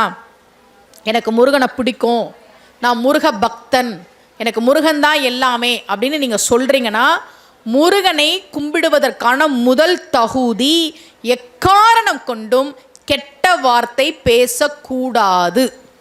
பேசுகிற பழக்கம் இருந்தால் இந்த நிமிஷத்தோட நிறுத்திக்கங்க. இல்லை நான் கெட்ட வார்த்தை பேசுவேன்னா முருகனை கும்பிடாதீங்க. நான் சொல்லலை. கந்த சஷ்டி கவசத்தில் ஒரு வரி வருது. என்ன வரி? நாவில் சரஸ்வதி நற்றுணையாக. நீங்க பேசுற ஒவ்வொரு வார்த்தையும், நான் பேசுற ஒவ்வொரு வார்த்தையும் சரஸ்வதி தேவியின் அருளால் பேசுகிறோம். அதை உணர்ந்தோனா நம்ம கெட்ட வார்த்தை பேச மாட்டோம். எதிர்மறையான வார்த்தைகளையும் பேசக்கூடாது. பெண்கள் வீட்டுக்கார கூட சண்டை வரும்போதெல்லாம், நான் எங்கேயாவது போய் தொலைகிறேன், நான் இல்லைன்னா தான் தெரியும். எங்க அப்பா அப்பவே விருதுநகர்ல ஒரு மாப்பிள்ளைய பார்த்தாரு. அந்த ஜோசியக்காரன் பொருத்தம் இல்லைன்னு சொல்லி என் கரகம் உங்களை கட்டிக்கிட்டு நான் என்னத்தை கண்டேன் அப்படின்னு கண்ணீர் வெடிக்க ஆரம்பிச்சோன்னா இப்பெல்லாம் பேசக்கூடாது. ஜோசியர் பொருத்தம் இல்லைன்னா சொல்லலை, நீங்கள் செய்த தவத்தின் பயனாக உங்களுக்கு உங்கள் கணவர் கிடைத்திருக்கிறார். அதெல்லாம் இப்பெல்லாம் பேசக்கூடாது. எதிர்மறையான வார்த்தைகளை பேசக்கூடாது. பிள்ளைங்க கிட்டையும் சொல்ல, நேர்மறையான வார்த்தைகளை தான் பேசணும். நல்லா தெரிஞ்சுக்கோங்க. ஏன் எதிர்மறையான வார்த்தைகளை பேசக்கூடாது? ஏன் எதிர்மறையான வார்த்தைகளை பேசக்கூடாதுன்னா, வார்த்தைகள் உங்க வாழ்க்கையில ஒரு மிகப்பெரிய மாயாஜாலத்தை ஏற்படுத்தும். சத்தியமா ஏற்படுத்தும். அமெரிக்கால ஒரு கல்லூரி பேராசிரியர் ஸ்டாட்டிஸ்டிக்ஸ் வகுப்பு எடுக்கிறார், புள்ளியியல் வகுப்பு எடுக்கிறார். போர்டில் ஒரு கணக்கு எழுதி போட்டுட்டு, இந்த கணக்கு ஸ்டாட்டிஸ்டிக்ஸ்ல முக்கியமான கணக்கு, ஏன்னா இதுவரை யாராலும் விடை கண்டுபிடிக்க முடியாத கணக்குன்னர். ஒருத்தர் லேட்டா வந்தான். ஏண்டா லேட் ஆயிடுச்சு சார். சரி போய் உக்காரு. இவன் போய் உக்காந்தான். போர்டை பார்த்தான். ஏதோ கணக்கு எழுதி போட்டிருக்கிறாரு அப்படின்னு நோட்டில் எழுதிக்கிட்டான். அடுத்த நாள் வந்து, சார் ஹோம்ஒர்க் முடிச்சிட்டேன்னா. ஹோம்ஒர்க்கா? நான் ஹோம்ஒர்க்கே கொடுக்கலையே, நேற்று போர்டில் எழுதி போட்டிருந்தீங்களே. டேய், நான் என்ன சொன்னேன்? இந்த கணக்குக்கு யாராலும் விடை கண்டுபிடிக்க முடியாதுன்னு சொல்லி தானே எழுதி போட்டேன். அப்படியா? நான் ஹோம்ஒர்க்குன்னு நினச்சி எழுதிட்டு போனேன் சார், ஆனால் நான் ஆன்சர் கண்டுபிடிச்சிட்டேன் சார். கண்டுபிடிச்சிட்டியா? சார் வாங்கி பார்க்கார். அந்த மாணவன் தான் புள்ளியியல் அறிஞர் என்று போற்றப்படக்கூடிய ஜார்ஜ் டாசிக் அவருடைய பேர். வாங்கி பார்க்கிறார். எப்படிடா விடை கண்டுபிடிச்ச? யாராலையுமே விடை கண்டுபிடிக்க முடியாத கணக்கு நீ எப்படி கண்டுபிடிச்ச? ஜார்ஜ் டாசிக் சொன்னார், ஏன்னு தெரிஞ்சிருச்சு சார். அதான்டா, எப்படி கண்டுபிடிச்ச சொல்லு. ஏன் கண்டுபிடிச்சேன்னு தெரியுமா சார்? இந்த கணக்குக்கு யாராலும் விடை கண்டுபிடிக்க முடியாதுன்னு நீங்க சொன்னப்ப நான் கிளாஸ்ல இல்ல சார், அதனால கண்டுபிடிச்சேன்னா. நீங்களாம் வாழ்க்கையில முன்னேறதுக்கு ஒரு முக்கியமான விஷயம் சொல்லட்டுமா? ஒரு ரகசியம் சொல்லிட்டு போட்டுமா? உங்க பக்கத்துல இருக்கிறவங்க பார்த்துக்கோங்க, இந்த பக்கம் திரும்பி பார்த்துக்கோங்க. அவங்க பக்கத்துல உட்காராம இருந்தீங்கன்னா நல்லா இருப்பீங்க. உங்க பக்கத்துல இருக்கிறவங்க நீ ஜெயிச்சிருவ, நீ நல்லா வந்துருவ அப்படின்னு உங்களுக்கு ஊக்கம் கொடுக்கறவங்களா இருந்தாதான் நீங்க வாழ்க்கையில ஜெயிக்க முடியும். எப்படி ஸ்டாட்டிஸ்டிக்ஸ்ல யாராலும் விடை கண்டுபிடிக்க முடியாத கணக்குக்கு ஒரு மாணவன் கண்டுபிடிச்சான்னா, அதுக்கு காரணம் அந்த வார்த்தை. அதனாலதான் பெரியவர்கள் சொன்னாங்க நல்ல வார்த்தை பேசணும், எதிர்மறையான வார்த்தைகளை பேசக்கூடாது. நீங்க முருகனை கும்பிடுறீங்கன்னா முதல் தகுதி கெட்ட வார்த்தை பேசக்கூடாது. ரெண்டாவது எதிர்மறையான வார்த்தைகளை பேசக்கூடாது. இன்னையில இருந்து எக்காரணம் கொண்டும் நான் எதிர்மறையா பேச மாட்டேன், நேர்மறையா தான் பேசுவேன், பாசிட்டிவா தான் பேசுவேன்ற உறுதிமொழியை எடுக்கிறீங்க. சரியா? வார்த்தைகளுக்கு ஒரு மதிப்பு இருக்கு. கந்தர் அனுபூதியில அருணகிரிநாதர் சொல்றார், யாம் ஓதிய கல்வியும் எம் அறிவும் தாமே பெற வேண்டி வேளவர் தந்ததால். எனக்கு ஒரு அறிவு இருக்குல்ல, எனக்கு கொஞ்சம் கல்வி ஞானம் இருக்குல்ல, இது எனக்கு முருகன் கொடுத்தான், உங்களுக்கு முருகன் கொடுத்தான். ஏன் கொடுத்தான் தெரியுமா? அவனுக்கு வேணும்ன்றதுனால கொடுத்தான், அவனுக்கு வேணும். அப்போ நம்மளுடைய அறிவு ஞானம் இதெல்லாம் முருகனுக்கு கொடுக்கணும். பூமேல் மயல் நீங்க இந்த பூலோகத்தில் இருக்கிறதுல மயக்கத்தை விட்டு வாங்கப்பா. அறம் மெய், அற வாழ்க்கைன்னு ஒண்ணு இருக்கு, அதுதான் உண்மை. அதை உணர்ந்து நாமேல் நடவீர் நடவீர் இனியேனர் வார்த்தையில முருகனை நீ புகழ்ந்துகிட்டே இருக்கணும். யாரு சொல்றா? கந்தர் அனுபூதியில அருணகிரிநாதர் சொல்றார். நீங்க முருகனை கும்பிடுறீங்கன்னா கெட்ட வார்த்தை பேசக்கூடாது, எதிர்மறையான வார்த்தைகள் பேசக்கூடாது. நம்முடைய அறிவும் ஞானமும் கல்வியும் முருகன் கொடுத்தான். எதுக்கு கொடுத்தானா அவனுக்கு திரும்ப வேணும்னு கொடுத்தான். அப்போ நம்ம வார்த்தைகள் முருகனை புகழ்வதாக மட்டுமே இருக்கணுமே தவிர யாருக்கிட்டையும் சண்டைக்கு போய் நிக்காதீங்க. நான் உங்களுக்கு சொல்லிட்டு போறேன், தண்டாயுதபாணி கோவில் கும்பாபிஷேகத்திலிருந்து சொல்றேன், முருகனை கும்பிடுவதற்கான முதல் தகுதி கெட்ட வார்த்தை பேசக்கூடாது, எதிர்மறையான வார்த்தைகள் பேசக்கூடாது, யாரையும் சபிக்க கூடாது. நம்முடைய கல்வியும் அறிவும் தாமே பெற வேண்டி வேளவர் தந்ததால் பூமேல் அந்த மயக்கம் நீங்கி மெய்மைதான் அறம் என்று உணர்ந்து நடவீர் நடவீர் இனியே முருகா முருகா முருகன் சொல்றது மட்டும்தான் உங்க வேலை. பெரியோர்களே, நல்ல கூட்டம். நான் சொல்ற ஒரே ஒரு விஷயம் உங்களுக்கு சொல்லிட்டு போறேன். நிறைய பேர் சொல்லுவாங்க, அம்மா என் சொத்தெல்லாம் ஏமாத்தி வாங்கிட்டாங்கம்மா, எங்க பணத்தை வாங்கிட்டு கொடுக்கலம்மா, நல்லவங்கன்னு நாங்க பணத்தை கொடுத்தோம்மா, அந்த பணத்தை வந்து திருப்பி தரமாட்டேன்றாங்கம்மா, எங்களை ஏமாத்துறாங்கம்மா, அநியாயம் பண்றவெல்லாம் நல்லா இருக்காம்மா, நல்லவங்களுக்கு ஏமா இந்த கஷ்டம். இந்த மாதிரி நிறைய பேர் என்கிட்ட சொல்லுவாங்க, என்கிட்ட ஜாதகம் பார்க்குறவங்களும் சொல்லுவாங்க. யாராவது உங்களை அளவச்சா, நீங்க நல்லவங்களா இருந்து யாராவது உங்களை ஏமாத்தி உங்க சொத்தை வாங்கியிருந்தா, உங்க பணத்தை பறிச்சிருந்தா, நீங்க நேர்மையா சம்பாதிச்ச பணத்தை அநியாயம் பண்ணி உங்களை ஏமாத்தி இருந்தா, கண்டிப்பாக அந்த அநியாயத்தை செய்தவர்கள் உங்கள் கண் முன்னே வீழ்வதை நீங்கள் பார்ப்பீர்கள். எழுதி வச்சுக்கோங்க, கண்டிப்பா நீங்க பார்ப்பீங்க. எந்த அளவுக்கு நீங்க அழுவீங்களோ அந்த அளவுக்கு வாழ்க்கையில நல்லா இருப்பீங்க, நிம்மதியா இருப்பீங்க. நிறைய பேர் என்ன நினைச்சுக்கிறான்னா, சார் காஞ்சிபுரம் ஏகாம்பரநாதர் கோவில்ல நன்கொடையா வந்த 300 பவுன் நகையை காணோம் சார். பாத்தீங்களா நியூஸ்ல? கோவில் சொத்தெல்லாம் எங்க போகுதுன்னே தெரியலையே, நிலமெல்லாம் எங்க போகுதுன்னு தெரியலையே. சிவன் சொத்து குலநாசம். ஏன் சொன்னாங்க தெரியுமா? நீ சிவன் கோவில்ல போய் சொத்தை நீ அபகரிக்கிறனா எதுக்கு அபகரிக்கிற? உன் புள்ள நல்லா இருக்கணும்னு தானே. புள்ள அதை அனுபவிக்காது, சத்தியமா அனுபவிக்காது. திரும்ப புள்ள இல்லாம அதெல்லாம் நீ கோவிலுக்கே திருப்பி கொடுத்துருவ. அதனாலதான் சிவன் சொத்து குலநாசம். நாங்கள் எவன் ஒருவன் என் பிள்ளைக்கு சொத்து சேர்க்கிறேன், என் பிள்ளைக்கு சொத்து சேர்க்கிறேன்னு அடுத்தவனை அழ வச்சு சொத்து சேர்க்கிறானோ அதை அனுபவிக்க அவர்கள் பிள்ளைகள் இருப்பது இல்லை. ஒன்றும் உயிரோடு இருக்கிறது இல்லை, அல்லது மருத்துவமனையில் போராடிட்டு இருக்கிறாங்க, அல்லது அம்மா அப்பா கிட்ட கோவிச்சுட்டு எங்கேயாவது போயிடுறாங்க. நான் ஜாதகம் பார்த்த பல குடும்பங்களில் வச்சு இதை நான் சொல்லிட்டு இருக்கேன். அம்மா நான் நல்லவ தானே, நான் நல்லவன் தானே, ஏமா என்னை எல்லாரும் கஷ்டப்படுத்துறாங்கன்னா கவலைப்படாதீங்க, தெய்வம் எல்லாத்தையும் பார்த்துட்டு இருக்கு. நீங்கள் சிந்தின கண்ணீருக்கெல்லாம் சேர்த்து வச்சு கண்டிப்பாக நீங்கள் நல்லா இருப்பீங்க. அதில் உங்களுக்கு எந்த ஒரு சந்தேகமுமே வேணாம். தெய்வத்தை மட்டும் நம்புங்க. பக்தியில் பொறுமை ரொம்ப முக்கியம். நான் ஏற்கனவே சொன்ன மாதிரி பாவக்கால விளக்கு போடுறது, குடமிளகாயில் விளக்கு போடுறது, இதெல்லாம் விட்டுட்டு கந்தர் அலங்காரம். இப்போ நான் சொல்கிறேன், எல்லாரும் சேர்ந்து சொல்லுங்கள், சரியா?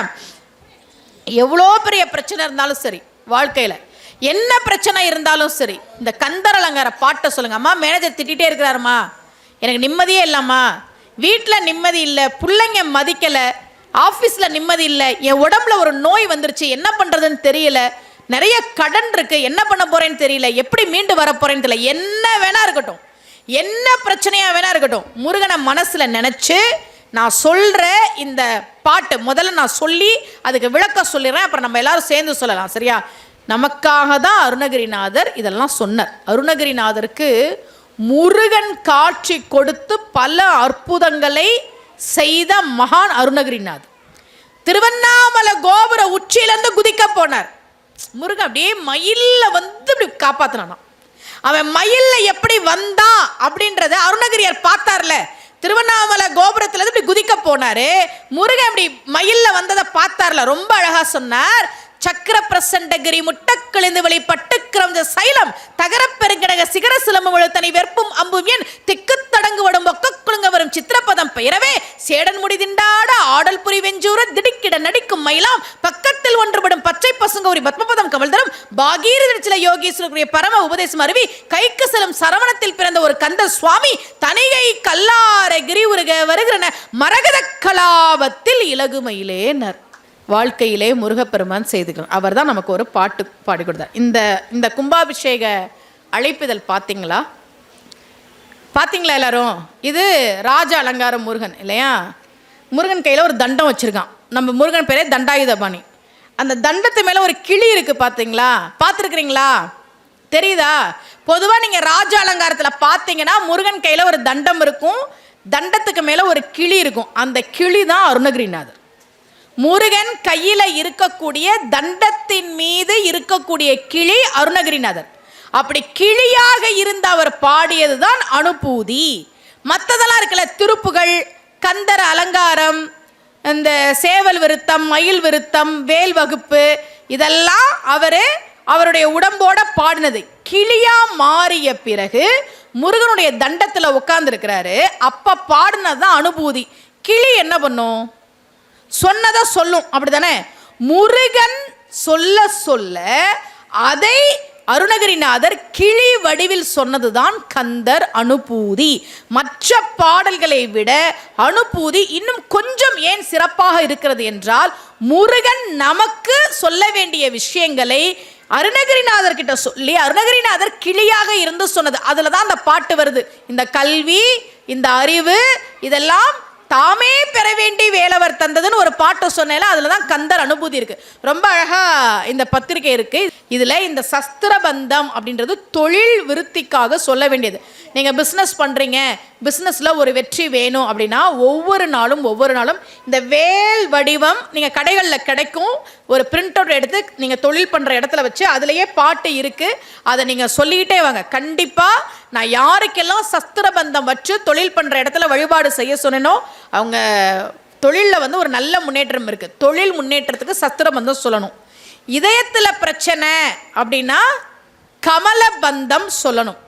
நம்ம டாக்டர்கிட்ட போகணும், முறையான மருத்துவ சிகிச்சை எடுத்துக்கணும், கூடவே இந்த பாட்டெல்லாம் சொல்லணும். அதே மாதிரி சென்னை பக்கத்தில் இருதயாளீஸ்வரர்னு ஒரு கோவில் இருக்கு.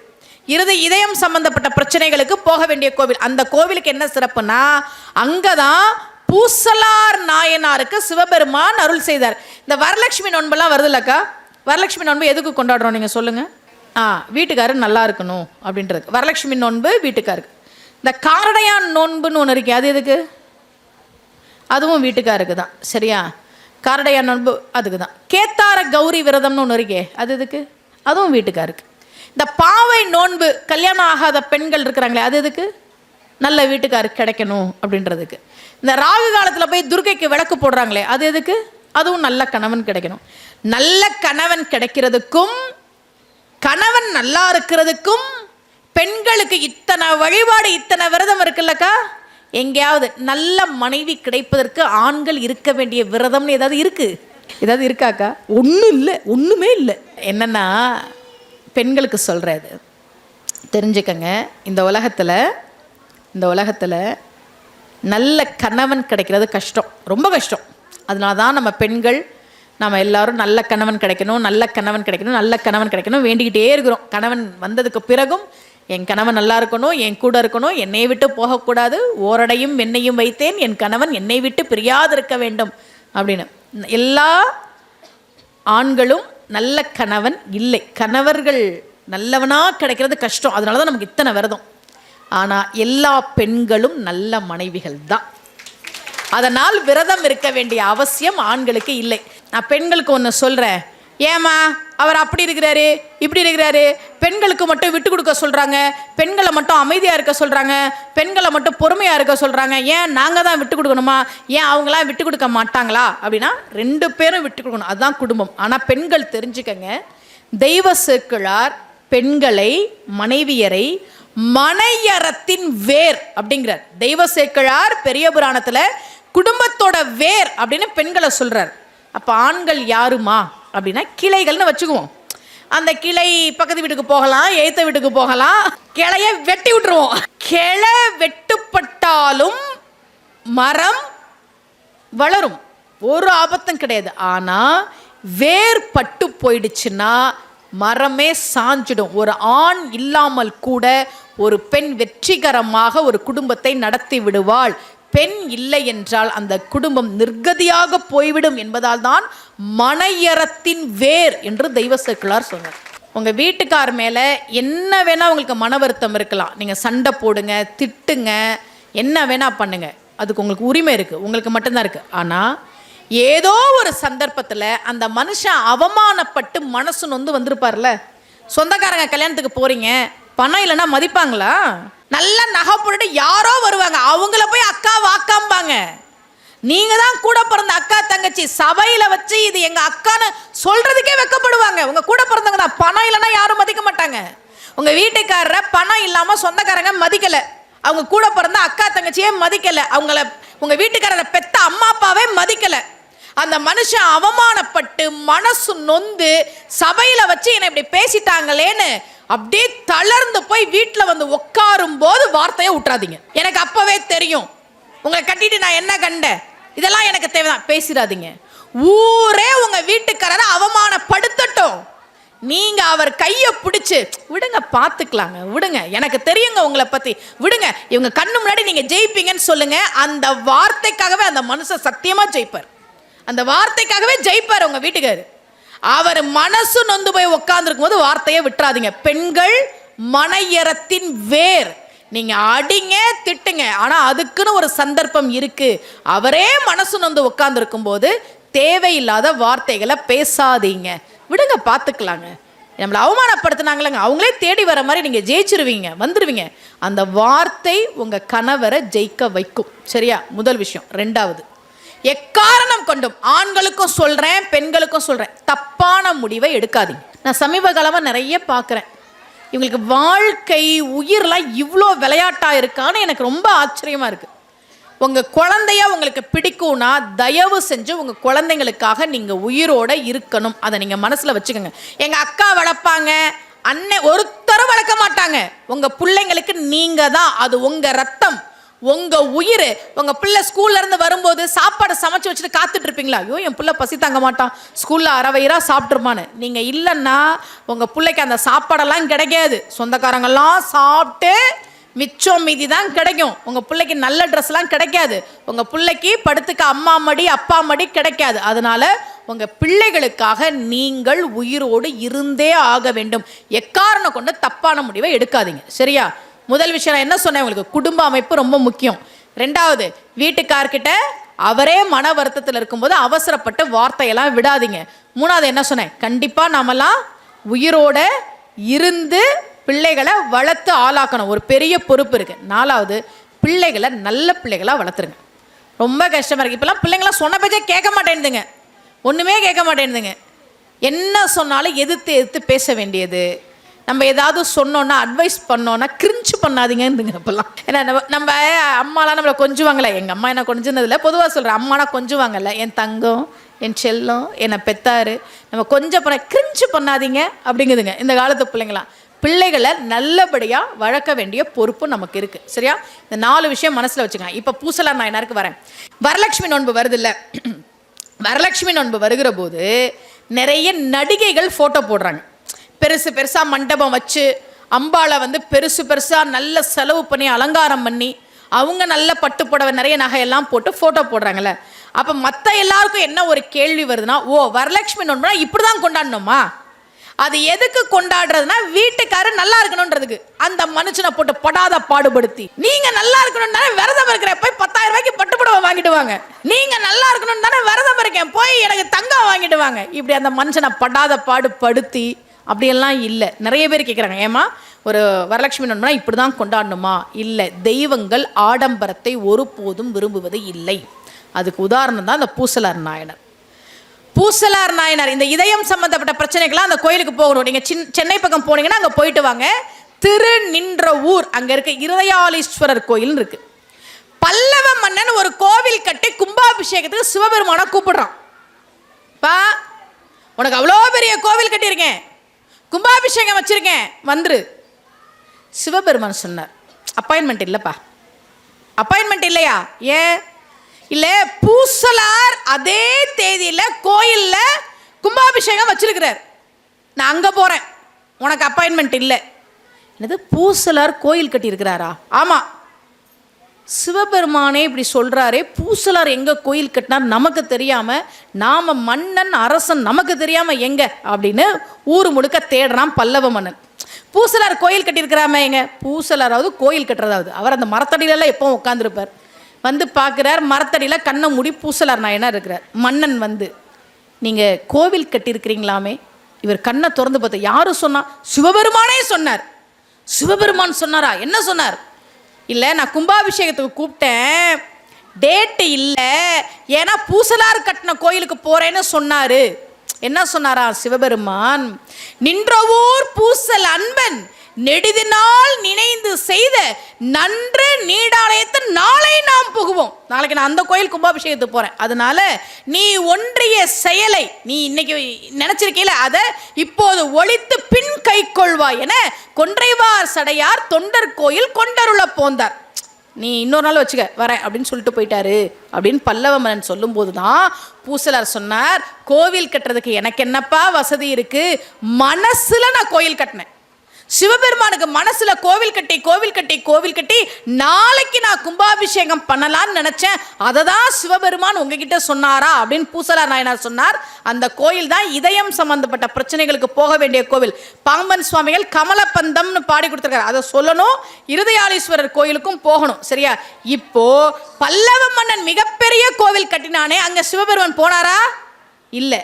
பூசலார் மனசுல கோயில் கட்டினார், அங்க வந்து உட்கார்ந்தார். அப்போ இந்த மாதிரி பண்டிகைகள் வரும்போது பெருசா பண்ணாதான் சாமி என் வீட்டுக்கு வரும், அப்பெல்லாம் கிடையவே கிடையாது. அம்மா எதுவுமே பண்ண முடியல, சிவபெருமானே முருகா என்னால் எதுவுமே பண்ண முடியல, நான் மட்டும்தான் இருக்கிறேன், என்னுடைய அன்பு இருக்கு, நீ வா அப்படின்னு கூப்பிட்டா தெய்வம் சத்தியமாக வரும், கூப்பிட்டா வரும். விஜய் டிவியில் பக்தி சூப்பர் சிங்கரில் நான் பேசினேன்ல, அப்போ அந்த பாடகர் இருந்தார். அவர் ஒரு நாள் வடபழனி முருகன் கோவிலுக்கு அந்த கோவிலை கிராஸ் பண்ணி போகிறார், ஒரு கச்சேரிக்கு போகிறாரு. போகும்போது நிறைய நகையெல்லாம், வழக்கமாக நம்ம கச்சேரிக்கு போகும்போது நிறைய நகை போடுவோம். நான் வந்து இப்போது ஆன்மீக சொற்பொழி வளரும் போது தோடு நெக்லஸ் இதெல்லாம் போடலாம், ஆக்சுவலாக இதெல்லாம் கவரிங்க. நீங்கள் இந்த அம்மா நிறைய நகை வச்சுருக்கலாம் நினச்சிக்காதீங்க, சொல்லி வைக்கிறேன். வழக்கமாக நிகழ்ச்சிகளுக்கு போகும்போது நிறைய நகையெல்லாம் போட்டு போவோம்ல, அந்த மாதிரி அவர் வந்து நல்ல 2 செயின், மொத்தமாக 2 செயின், கையில் பெரிய பிரேஸ்லெட்டு, மோதிரம், 4 கையில் மோதிரம், வாட்ச் இதெல்லாம் போட்டு கச்சேரிக்கு போயிருக்கிறார். போயிட்டு கார் புக் பண்ணி வீட்டுக்கு போகிற வழியில் அந்த வடபழனி முருகன் கோயிலை தாண்டுறார். சரி, இவ்வளோ தூரம் போகிறோம், முருகனை பார்த்துட்டு போவோமே அப்படின்னு காரை நிறுத்திட்டு, இவ்வளோ நகையும் போட்டுட்டு கோயிலுக்கு போனால் நல்லா இருக்காதுன்னு எல்லாத்தையும் கலட்டி ஒரு கர்ச்சீஃபில் வச்சு கட்டுறாரு. 2 செயின், பெரிய மொத்த செயின், ஒரு பெரிய பிரேஸ்லெட், 4 மோதிரம், வாட்ச் எல்லாத்தையும் வச்சு கட்டுறாரு. கட்டிட்டு இதை காரில் வச்சுட்டு போக முடியாது, ஏன்னா காரு வாடகை காரு. எப்போ இருப்பா, நான் கோயிலுக்குள்ளே போயிட்டு வந்துடுறேன் அப்படின்னு அர்ச்சனை தட்டு வாங்கிட்டு கோயிலுக்குள்ளே போகும்போது தான் பார்க்குறேன், அந்த கையில் இருந்த கர்ச்சீப் மூட்டையே காணோம், நகையெல்லாம் போச்சு. எங்கே போய் தேடுறது? தேடி தேடி பார்க்குறாரு, இல்லை, எங்கேவே இல்லை. முருகன் முன்னாடி போய் நின்று, டே முருகா, உன்னைய பார்க்க வந்து எல்லா நகையும் தொலைச்சிட்டேன்டா, நான் பேசாமல் வீட்டுக்கு போயிருந்தா கிடச்சிருக்கும், உன்னைய பார்க்க வந்து எல்லாத்தையும் தொலைச்சிட்டேன்டான்னு அழுவுறாரு. எப்படி இருக்கும்? கிடைக்கவே இல்லை. எங்கே போய் தேட முடியும்? 2 மாசமா கிடைக்கல. 2 மாசமா முருகன்ட்ட, முருகா ஒன்று போயிருந்தா கூட மனசை தேத்திக்கலாம்ப்பா, கஷ்டப்பட்டு சம்பாதிச்ச எல்லாமே கையை விட்டு ஒரு நிமிஷத்தில் போயிருச்சே, ஏன் போச்சு? உன்னைய பார்க்க வந்தானே போச்சு. 2 மாதம் கிடைக்கல. அப்புறம் அவர் திருச்செந்தூர் கோயிலுக்கு கச்சேரிக்கு வரார். வந்துட்டு சாமியை தரிசனம் பண்ணும்போது கச்சேரிக்கு நேராக போகிறாரு. முடிச்சுட்டு சாமி தரிசனத்துக்கு கூட்டிகிட்டு போகிறாங்க. முருகன் முன்னாடி நிற்கும்போது அவருக்கு அழுகையாக வருது. எல்லா நகையும் போயிருச்சுப்பா, கஷ்டப்பட்டு நான் பாடி சம்பாதிச்ச நகையெல்லாம் ஒரு நிமிஷத்தில் உன்னைய பார்க்க வந்து நான் விட்டுட்டேனே முருகா, யார் யாருக்கோ எவ்வளவோ அற்புதம் பண்ணுறியே, எனக்கு நீ இப்படி நகையெல்லாம் இழக்க வச்சுட்டியே அப்படின்னு கேட்டுட்டு தூத்துக்குடி ஏர்போர்ட்டில் ஃப்ளைட்டில் ஏறி உட்காரார். ஒரு ஃபோன் வருது, எடுத்து ஹலோங்கிறார். அது மாதிரி பாடகர் நீங்களா? ஆமாங்கன்னு. நாங்கள் சென்னையில் நகை அடகு கடை வச்சுருக்கோம் சார்.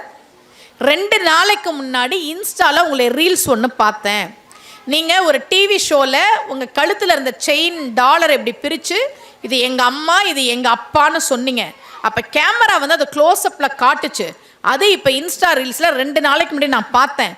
அதே செயினு இப்போ என் கடைக்கு அடகுக்கு வந்திருக்கு. நான் வந்தவங்களை உட்கார வச்சுட்டு சினிமா பிஆர்ஓ மூலமாக உங்கள் நம்பர் வாங்கி ஃபோன் பண்ணுறேன். அவர் ஆமாங்க, அது ஏன் செயின் தான், அது காணா போச்சு, அவங்கள அங்கேயே உட்காந்துருக்க சொல்லுங்கள், நான் இப்போ தூத்துக்குடி ஏர்போர்ட்டில் தான் இருக்கேன், வந்துட்டு பார்க்குறேன்னு ஏர்போர்ட்டில் இறங்கி நேராக அந்த நகை அடகு கடைக்கு போகிறார். போனால் நகையை எடுத்தவங்க கர்ச்சிஃபோட தானே எடுத்தாங்க, எடுத்துட்டு அதை உடனடியாக கொண்டு போய் விற்றாலோ அடகு வச்சாலோ மாட்டிக்குவோன்னு 2 மாதம் கழிச்சு தான் வெளியில் எடுத்துருக்குறாங்க. இப்போ முருகனை பாருங்க, இவர் தினமும் முருகன்ட்ட என்ன கை விட்டுட்டியே, என் நகையெல்லாம் போச்சே, என் நகையெல்லாம் போச்சேன்னார்ல. ஏன் முருகன் பேசாமல் இருந்தனா, நகையெல்லாம் இன்னும் வெளியில் வரல, அதனால முருகன் பேசாமல் இருந்தான். 2 நாள் கழிச்சு எந்த அடகு கடைக்கு அந்த நகை அடகுக்கு வரப்போதோ அந்த அடகுக்கரை ஓனரை இன்ஸ்டா ரீல்ஸ் பார்க்க வச்சு, டே என் பக்தனோட செயின் இது, நல்லா பார்த்துக்க, இதே செயின் உன் கடைக்கு 2 நாள் கழிச்சு அடகுக்கு வரும், என் பக்தன் கையில் பத்திரமா ஒப்படைச்சிரு அப்படின்னு எவ்வளோ பெரிய ஒரு அற்புதத்தை முருகப்பெருமான் நிகழ்த்தி இருக்கிறான். வெற்றிவேல் முருகனுக்கு. உடம்புல நோய் இருக்கிற நிறைய பேர் என்கிட்ட பேசுவாங்க. நான் முதல் முறை மலேசியாவுக்கு போன வருஷம் போயிருக்கும்போது பினாங்கு போயிருந்தேன். அப்போது பினாங்கில் வந்து நான் 2 நாள் சொற்பொழிவு பண்ணேன். 2வது நாள் நிகழ்ச்சி முடிச்சுட்டு நான் மற்ற மக்கள் கூட பேசிகிட்டு இருக்கும்போது ஒருத்தர் வந்து சொன்னார், ஒரு பெரிய விஐபி மலேசியாவில் உங்களை பார்க்க வந்திருக்கிறாரு, நீங்கள் கார் பார்க்கிங்க்கு வாங்க. பேச்சு ரொம்ப பிடிக்கும். நான் சொன்னேன், சார் என்னோட பேச்சு பிடிக்கும் அப்படின்னா அவங்க வந்திருக்கலாமே சார், இங்கே நிகழ்ச்சிக்கு வந்திருக்கலாமே, இல்லை ஒரு பெரிய விஐபி உட்காந்து பேச்செல்லாம் கேட்க மாட்டார் அப்படின்னாலும் இப்படி வந்திருக்கலாமே சார் அப்படின்னு.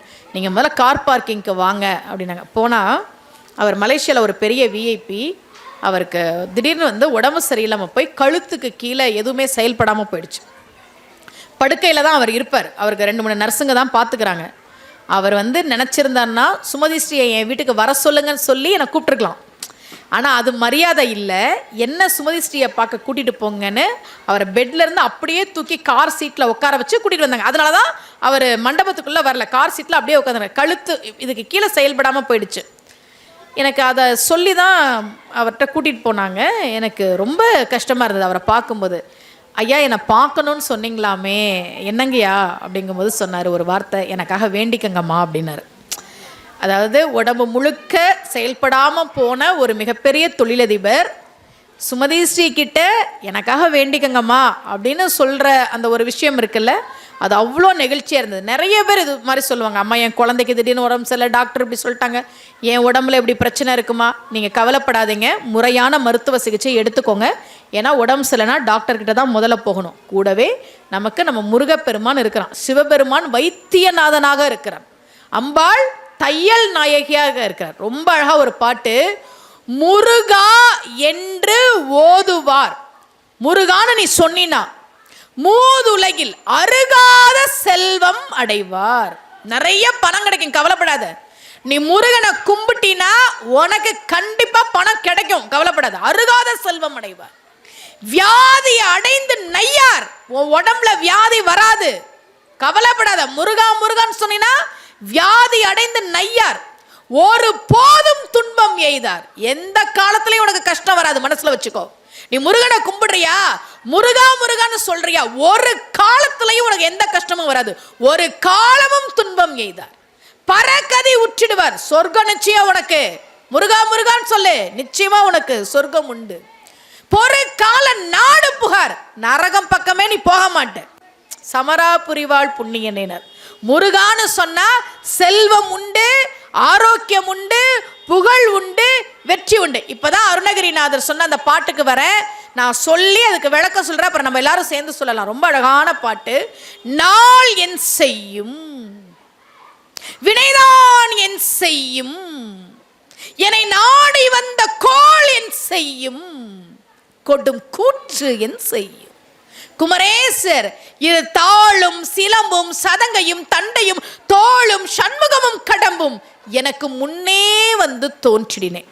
வாழ்க்கையில என்ன பிரச்சனையா இருந்தாலும் இந்த பாட்டை முருகனை மனசுல நினைச்சு சொல்லுங்க. உடம்புல நோய் இருக்கு, கடன் இருக்கு, எனக்கு வேலையில பிரச்சனை, வேலை போற மாதிரி இருக்கு, இன்னும் கல்யாணம் ஆகலை, நடந்த கல்யாணத்துல பிரச்சனை, புள்ள இல்லை, எதுவா வேணாலும் இருக்கட்டும், நாள் என் செய்யும். இன்னைக்கு எனக்கு நாள் நல்லா இல்லாம இருக்கலாம், பரவாயில்ல, என்னை நாடி வந்த கோள் என் செய்யும். எந்த கோள்? சனி என்ன, குரு என்ன, சுக்கிரன் என்ன, ஒண்ணும் பண்ணாது, வினைதான் என் செய்யும். நான் நிறைய பாவம் பண்ணியிருக்கேன், எனக்கே தெரியுது, ஆனால் நான் முருகனை கும்பிடுறேன், அதனால அந்த பாவமும் ஒன்றும் பண்ணாது. கொடும் கூற்று என் செய்யும். யமனே வரட்டும், என்னை ஒன்றும் பண்ண மாட்டான். ஏன்?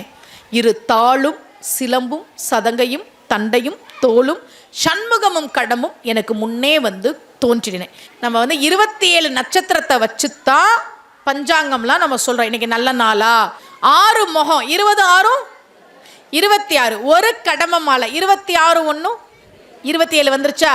அருணகிரிநாதர் சொல்றார், எனக்கு நாள் சரியில்லை, நேரம் சரியில்லை, யமன் வந்துட்டான், நிறைய பாவம் பண்ணிட்டேன், அதனால தான் கஷ்டப்படுறேன்னு நினைக்காத. 27 நட்சத்திரமும் உன்னை எதுவுமே பண்ண முடியாது. ஏன் தெரியுமா? முருகன் கிட்ட இருக்கிற இந்த 27 பொருட்களும் உன்னை சத்தியமாக காப்பாற்றும். அதுதான் இந்த பாட்டோட அர்த்தம். வெற்றிவேல் முருகனுக்கு. ஒவ்வொரு நாளும் சொல்லணும் இந்த பாட்டை. என்ன கஷ்டம் இருந்தாலும் சொல்லுங்க. நீங்கள் தொடர்ந்து 1 வருடம் சொல்லுங்க, கண்டிப்பாக வாழ்க்கையில் ஒரு முன்னேற்றத்தை பார்ப்பீங்க. நமக்கு என்ன கொடுக்கணும் அப்படின்றது முருகனுக்கு நிச்சயமாக தெரியும். முருகனுடைய கால் சின்ன கால், முருகனே சொல்கிறான். முருகனுடைய கால் சின்ன காலம், கை பெருசாம். இதை முருகனே சொல்கிறான். யார்கிட்ட சொல்கிறான்னா அருணகிரிநாதர்கிட்ட சொல்கிறான். பக்கரை விசித்திரமணி பொற்கலனை இட்டநடை பற்றி என்னும் முக்கிரதகம் நீவ பக்குவ மலர்த்தொடையும் அக்குவடு பட்டொழிய பட்டுருவ விட்டல் கைவடி வேலும் திக்கது மதிக்கவர்க்கு கூடமும் ரட்சை தரு சிற்றடியும் முற்றிய பன்னிரு தோளும். சிற்றடி எனக்கு, முற்றிய பன்னிரு தோள், கை பெருசு. முருகனே சொல்றான்.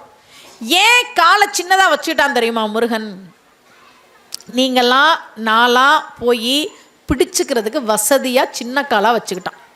குழந்தை போய் பிடிச்சாலும் பிடிக்க முடியும், வயசாகி கையின் நடுங்கிறவங்க போய் பிடிச்சாலும் பிடிக்க முடியும். உடம்புல நோய் உடம்பெல்லாம் சுருங்கி போனவங்களும் போய் பிடிச்சிக்க முடியும். அதனால எல்லாரும் பிடிச்சிக்கிறதுக்கு வசதியாக காலை சின்னதாக வச்சுக்கிட்டானா, கையை பெருசாக வச்சுக்கிட்டானா. ஏன்? நீ என் சின்ன காலை பிடிச்சிக்கிட்ட, உனக்கு நான் பெரிய கையால் அள்ளி அள்ளி கொடுப்பேன் அப்படின்றதுனால கையை பெருசாக வச்சுக்கிட்டானா. கால் 2 கால் தான் முருகனுக்கு, கை 12 கை. அவனுடைய 2 காலை பிடிச்சா 12 கரங்களாலும் நமக்கு அள்ளி அள்ளி கொடுக்கக்கூடிய தெய்வம் முருகப்பெருமான். வேல் அப்படின்னாவே வெற்றி அப்படின்னு அர்த்தம். வேல் வழிபாடு செஞ்சோன்னா நீங்கள் முருகனுடைய படம் இல்லாமல், முருகனுடைய சிலை இல்லாமல் வெறும் வேல் மட்டும் வச்சு கும்பிட முடியும். வெறும் வேல் போதும். முருகன் படம் இருக்கணும்னு அவசியம் இல்லை, முருகன் சிலை இருக்கணும்னு அவசியம் இல்லை. வேல் மட்டுமே வச்சு வழிபாடு உண்டு. ஆனால் முருகன் வேல் இல்லாமல் எங்கேயாவது இருப்பானா? இருக்க மாட்டான். வேல் வழிபாடுன்றது ரொம்ப முக்கியமானது, வெற்றியை தரக்கூடியது வேல் வழிபாடு. அதனால முருகனை தொடர்ந்து கும்பிடுங்க, நல்லவங்களா இருங்க. நான் திரும்ப திரும்ப என்னுடைய சொற்பொழிவில் நான் சொன்னது, நல்லவங்களா இருந்தாதான் சாமி கும்பிடுறதுக்கான தகுதி நமக்கு உண்டு. நான் சிங்கப்பூரில் நான் பார்த்து நான் சொன்னேன், நான் எத்தனை மணிக்கு வேணாலும் வெளியில் போவேன், எனக்கு ஒரு பிரச்சனையும் இல்லை அப்படின்ற மாதிரி உலகத்துக்கே அறத்தை போதித்த ஆன்மீக மண் தமிழ்நாட்டிலையும் அப்படியான ஒரு சூழலை நீங்களும் நானும் சேர்ந்து தான் உருவாக்கணும். இது ஏன் நான் இருக்கிறது தமிழ்நாட்டில், எனக்கு என்ன பயம் அப்படின்னு யார் வேணாலும் எங்கே வேணாலும் சுதந்திரமாக போகக்கூடிய ஒரு சூழலை ஆன்மீகத்தின் பேரில் நாமெல்லாம் ஏற்படுத்தணும். ஆண்கள் கோபத்தில் கத்துவாங்க, ஆனால் அந்த நிமிஷத்தோட மறந்துடுவாங்க. ஆனால் இந்த பெண்கள் இருக்காங்க பாருங்க, ஒவ்வொருத்தையும் அதை சொல்லி காமிச்சிக்கிட்டே இருக்கணும். நீங்கள் போன வருஷம் 4ஆம் தேதி 8 மணிக்கு என்ன சொன்னீங்க ஞாபகம் இருக்கா? அந்த மனுஷன் யோசிப்பாரு, ஞாபகமே வராது. என்னடி சொன்னேன், அதை என் வாயால் சொல்ல மாட்டேன். சொல்லி சொல்லி அந்த மனுஷனை கஷ்டப்படுத்தி ஏதாவது வேணும்னா வீட்டுக்கிட்ட வாயை திறந்து கேளுங்க. இப்போ காதலர் தினம் வந்துச்சுல போன மாதம், நான் யதார்த்தமாக ஒரு அக்காவோட ஸ்டேட்டஸை பார்த்துட்டேன். யதார்த்தமாக கிளிக் பண்ணால் அந்த அக்கா ஸ்டேட்டஸ் வச்சுருக்கு, இன்று காதலர் தினம், ஆனால் என் கணவர் எனக்கு ஒரு ரோஜாப்பூ கூட கொடுக்கவில்லை ஃப்ரெண்ட்ஸ். வீட்டுக்கார்ட்ட போய் கேளுமையோ, எனக்கு காதல தினம்யா, நீ தாயா எனக்கு ரோஸ் கொடுக்கணும்னு கேளும்மா. இல்லை விறகு கட்டையெல்லாம் அடிச்சு கூட கேளு, என்ன பிரச்சனை? இது ஸ்டேட்டஸ் வச்சு உனக்கு என்ன கிடைக்க போகுது? இன்னைக்கு அப்படி ஆயிடுச்சு வாழ்க்கை. குடும்பத்தில் பேசுங்க சரியா? ஃபோனையே பார்த்துட்டு இருக்காம. ஒரு கணவர் சொன்னார், அவர் வந்து நைட்டு ஒரு 1:30 மணிக்கு தூக்கத்தில் பாத்ரூம் போகலான்னு எந்திரிச்சிருக்காரு. எந்திரிச்சு ஹாலுக்கு வந்தால் மனைவி ஃபுல் மேக்கப்பில் உட்காந்துருக்குறாங்க. லிப்ஸ்டிக் போட்டு ஐலைனர் போட்டு இப்படி உட்காந்துருக்காரு. 1:30 மணிக்கு அந்த மனுஷன் பயந்து போய், ஏய் 1:30 மணிக்கு என்ன மேக்கப்பு? அந்த அம்மா சொல்லிச்சான், இல்லைங்க எனக்கு தூக்கம் வரல, அதான் ஃபோன் பார்த்துக்கிட்டு இருந்தேன். நீ எப்போவுமே ஃபோனை தானே பார்ப்ப? இல்லைங்க உங்கள் ஃபோனை ஓப்பன் பண்ணணுன்னா நீங்கள் உங்களுடைய விரலை வச்சா ஓப்பன் ஆகும். ஆமாம், என் ஃபோனுக்கு வந்து என் முகத்தை காட்டினா தான் ஓப்பன் ஆகும். நான் அப்படி செட் பண்ணி வச்சுருந்தேன். நைட்டு வந்து மேக்கப் இல்லாமல் ஃபோனை எடுத்தால் ஃபோன் ஓப்பன் ஆக மாட்டேங்குது. அதனால நான் நல்ல ரோஸ் பவுடர் போட்டு லிப்ஸ்டிக் போட்டு ஐலைனர் போட்டு ஃபோனை இப்போ ஓப்பன் பண்ணேன். அந்த மனுஷனுக்கு எப்படி இருக்கும்? ஃபோனுக்கே அடையாளம் தெரியல, மேக்கப் இல்லைன்னா ஃபோனே ஓப்பன் ஆக மாட்டேங்குது. அந்த ஃபோனுக்கிட்டேயே போய் பேசிகிட்டு இருக்காம வீட்டுக்கார்ட்ட மனசு விட்டு பேசுங்க. நான் திரும்ப திரும்ப சொல்கிறேன், ஆன்மீகத்தில் ஒழுக்கம் ரொம்ப ரொம்ப முக்கியம். ஆன்மீகம் நமக்கு அதைத்தான் போதிச்சது. யார் ஒருவர் பெண் மோகத்தில் இருந்தார்களோ அத்தனை பேரும் வீழ்ந்து போன கதை தான் ராவணன் கதையும் அதுதான். ராவணன் கதையும் அதுதான். எப்பேற்பட்ட வீரன் தெரியுமா ராவணன்? எப்பேற்பட்ட வீரன் தெரியுமா அவன்? தாரமர் மௌலி 10 அப்படி 10 தலையில 10 மகுடம் அப்படி இருப்பான். வாரணம் பொருத மார்பு, யானை மாதிரி மார்பு, வாரணம் பொருத மார்பு அப்படி இருந்தவன். ராமன் அம்பு விடுறான் ராவணன் மேல. கையில அம்பு விட்டான் ராமன், ஒண்ணுமே பண்ணல, அப்படியே நிக்கிறான் ராவணன். காலில் அம்பு விடுறான், அந்த அம்பு ராவணனை ஒண்ணுமே பண்ணல. தலையில விடுறான், தலையும் ஒண்ணுமே பண்ணல. பக்கத்தில் இருந்தவன் சொன்னா, ராமா தப்பு பண்ற, ஏன் நீ விடுற அம்பு அவன் கையை ஒன்றும் பண்ணல தெரியுமா? அவன் கைகள் சிவனை வணங்கிய கைகள், நீ அம்பு விட்டாலும் ஒன்றும் பண்ணாது. ஏன் அவன் காலை ஒன்றும் பண்ணல தெரியுமா? அந்த கால்கள் சிவன் இருக்கும் ஆலயத்தை தேடி தேடி போன கால்கள். அதனால நீ காலில் அம்பு விட்டாலும் ஒன்றும் நடக்காது. நீ தலையில அம்பு விட்டாலும் அவனை ஒண்ணும் பண்ண முடியல. ஏன் தெரியுமா? அந்த தலை சிவலிங்கத்தை விழுந்து விழுந்து வணங்கிய தலை. அதனால நீ தலையில அம்பு விட்டாலும் ஒண்ணும் பண்ண முடியாது. ராமன் பார்த்தா அப்படியா விஷயம், நேர நெஞ்சில் அம்ப விட்டான், ராவணன் விழுந்தான். ஏன்? சிவனை வைக்க வேண்டிய இதயத்தில் சீதையை வைத்தான், அதனால் விழுந்தான். பட்டிமன்ற ஜோக் ஒன்று சொல்லுவாங்க, நான் சொல்லி முடிக்கிறேன். குழந்தை பிறந்திருக்கு, மனைவி சொல்றா பையன் எங்க அப்பா பேர் வைக்கணுங்கிறா. கணவர் சொல்றாரு, இல்லை இல்லை எங்கள் அப்பா பேர் தான் வைக்கணும். இவ சொன்னா எங்கள் அப்பா பேர் சிவா, அதை தான் வைக்கணும். வீட்டுக்காரர் சொன்னா எங்கள் அப்பா பேர் சுப்பிரமணியன், அதை தான் வைக்கணும்.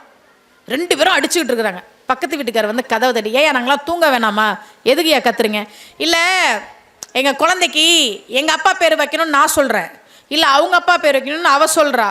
அப்படியா? உங்கள் அப்பா பேர் என்ன? சிவா. உங்கள் அப்பா பேர் என்ன? சுப்பிரமணியன். யோ இதுக்கே அடிச்சுட்டு இருக்கீங்க, சிவ ராம சுப்பிரமணியன் வைங்கயா. சரிங்க சார் வச்சிருவோம். பேரை வச்சுட்டாங்க. அப்புறம் தான் இவன் போய் கேட்டா, யோ சிவா அவங்க அப்பா, சுப்பிரமணியன் எங்க அப்பா, நடுவில் இருக்க ராமையர் அது எங்க அப்பா. உங்க அப்பா பேரை எதுக்கு என் பிள்ளைக்கு வச்ச? நான் பஞ்சாயத்துக்கு வந்தாலும் அதுக்கு தான் வச்சுக்கோங்க. இப்போ என்ன பிரச்சனை, எல்லா சாமி பேரும் ஒன்றா தானே இருக்கு அப்படின்னு. அந்த மாதிரிலாம் பஞ்சாயத்துக்கு அடுத்த வீட்டுக்கு போகிறது, கோச்சிக்கிட்டு போகிறது. நீங்கள் கோச்சிட்டு போகிறதா இருந்தால் பெண்கள், ஆண்கள் அவ்வளோ சீக்கிரம் கோச்சிட்டு வீட்டை விட்டுலாம் போக மாட்டாங்க. பெண்கள் கோச்சிட்டு இந்த அம்மா வீட்டுக்கு போகிறதா இருந்தால் பிள்ளைங்களை கூட்டிகிட்டு போங்க. பிள்ளைங்களையும் விட்டுட்டு போகிறது, இந்த வேலையெல்லாம் பண்ணக்கூடாது சரியா? நாம் சாமி கும்பிட்றோன்னா நமக்குன்னு சில மரபு, விதிமுறை, நிபந்தனை இதெல்லாம் உண்டு. இப்படி தான் இருக்கணும். நல்லவங்களாக இருக்கணும், நல்ல வார்த்தை பேசணும், ஒருத்தருக்கு ஒருத்தர் ஆறுதலாக இருக்கணும், ஒருத்தருக்கு ஒருத்தர் ஊக்குவிக்கணும், நீங்கள் நல்லா வருவீங்கன்னு சொல்லணும், நேர்மையாக இருக்கணும். முதலாளியாக இருந்தால் தொழிலாளிகிட்ட அன்பாக இருக்கணும், தொழிலாளியாக இருந்தால் முதலாளிக்கு நேர்மையாக இருக்கணும். இதுக்கெல்லாம் தான் இந்த ஆன்மீகம். நமக்குள்ள அசுரர்களும் இருக்காங்க, தேவர்களும் இருக்காங்க. நமக்குள்ள சூரபதுமனும் இருக்கான், முருகனும் இருக்கான். நமக்குள்ள கௌரவர்களும் இருக்காங்க, பாண்டவர்களும் இருக்காங்க. நமக்குள்ள ராமனும் இருக்கா, ராவணனும் இருக்கான். ஆனா நமக்குள்ள இருக்கிற கெட்டவர்கள் எல்லாம் அழிந்து நல்லவர்கள் மட்டும் இருக்கணும்ன்றதுக்காக தான் இப்படியான ஆன்மீக சொற்பொழிவை பெரியோர்கள் ஏற்பாடு செய்திருக்கிறார்கள். இன்றைய தினம் இந்த ஊரில் என்னை பேச வைத்த பழனி தண்டாயுதபாணிக்கும், இந்த சத்திரப்பட்டை தண்டாயுதபாணிக்கும், முருகப்பெருமானுக்கும், குருவர்களுக்கும், திருவருளுக்கும் என்னுடைய நன்றியை தெரிவித்துக் கொண்டு, ஐயா ஊர் தலைவர் உட்பட அத்தனை பெருமகள் ரொம்ப மகிழ்ச்சி. இந்த சத்திரப்பட்டிக்கு நான் பேச வந்தது இந்த நிகழ்ச்சியில வந்து என்னுடைய பேச்சை கேட்ட உங்கள் ஒவ்வொருவரின் பாதங்களிலும் என்னுடைய நன்றியை சமர்ப்பித்து, வாய்ப்பிருந்தா மீண்டும் சந்திப்போம். நன்றி, வணக்கம்.